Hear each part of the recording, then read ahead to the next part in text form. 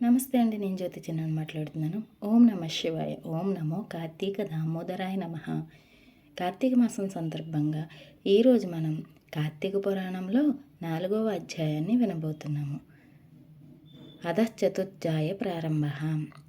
జనకుడినిట్లడిగెను, వశిష్ఠమునింద్ర, నీవు ఒక్క వాక్సుధారసమును పానము చేయుచున్నా నాకు తృప్తి తీరలేదు. కాన తిరిగి కార్తీక వ్రత పుణ్యమును తెలుపుము. ఆ కార్తీకమందు ఏ దానము చేయవలెనో, లేని గోరి వ్రతము ఆచరించవలెనో చెప్పుము.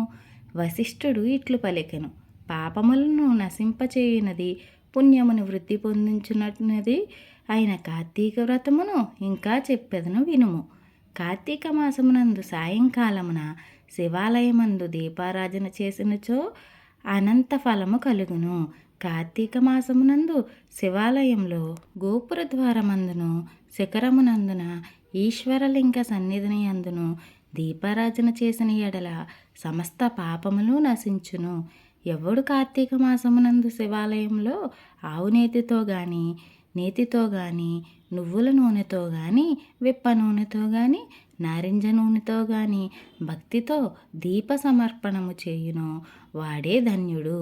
వాడు ధర్మజ్ఞుడు, ధర్మాత్ముడును అగును. పూర్వోక్తములైన నూనెలు సంభవించినచో ఆముదముతోనైనా దీపమును సమర్పించిన ఎడల పుణ్యవంతుడునగు. కార్తీక మాసమందు శివాలయంలో మోహము చేత గాని, బడాయికి గాని, భక్తితో గాని దీపమిచ్చువాడు శివప్రియుడగును, సందేహము లేదు.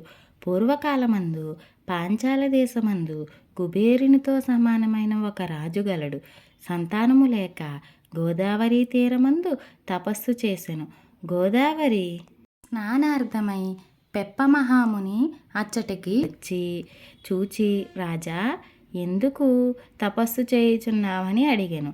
ఆ మాట విని రాజు, మునీశ్వర, నాకు సంతానము లేదుగాన సంతానము కొరకు తపస్సు చేయుచున్నానని చెప్పెను. బ్రాహ్మణుడు రాజుతో ఇట్లు పలికెను, రాజా, భక్తితో బ్రాహ్మణులను శివుణ్ణి సంతోషపెట్టుము. అట్లైన ఎడల నీకు పుత్ర సంతానము కలుగును.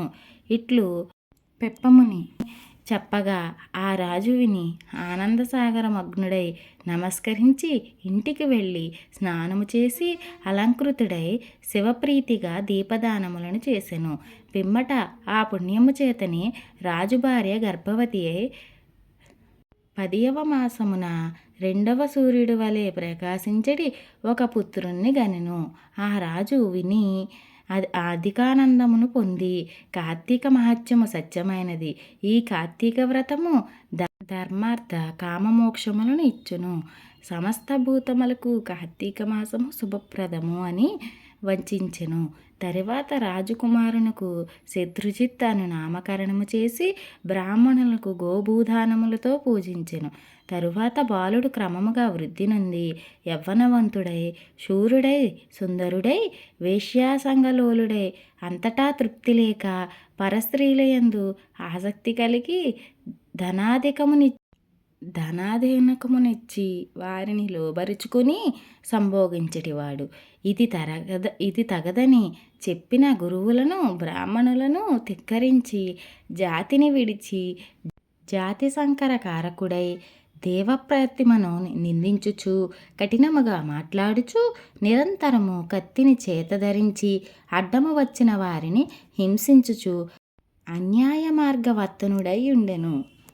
ఇట్లుండగా ఆ గ్రామమందొక బ్రాహ్మణోత్తముని భార్య బహు చక్కనిది, సింహము యొక్క నడుము వంటి నడుము గలది, పెద్ద కన్నుల గలది, పెద్దవైన పిరుదులను కుచుములను గలదియు, అరటి స్తంభముల వంటి తొడలు గలదియు, చిలుకకు వలె సుస్వరమైన వాక్కు గలదియును, మన్మథోద్రేకము గలదై ఉండెను. ఆ రాజకుమారుడు అట్టి విప్రభార్యను చూచి దాని సౌందర్యమునకు సంతోషించి దాని అంద ఆసక్తి గలవాడయ్యను. బ్రాహ్మణుని భార్యయు రాజకుమారునంద ఆసక్తి గలదయ్యను.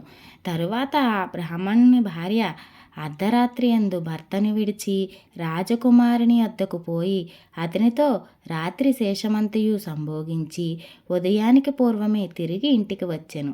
ఈ ప్రకారముగా అనేక దినములు జరిగినవి. ఆ సంగతి బ్రాహ్మణుడు తెలుసుకుని నిందితమైన నడతగల భార్యను దానిని మరిగిన రాజకుమారుని చంపుటకు గాను కత్తిని చేతధరించి ఎప్పుడు చంపుటకు వీలు దొరికినా అని కాలమును ప్రతీక్షించుచుండెను.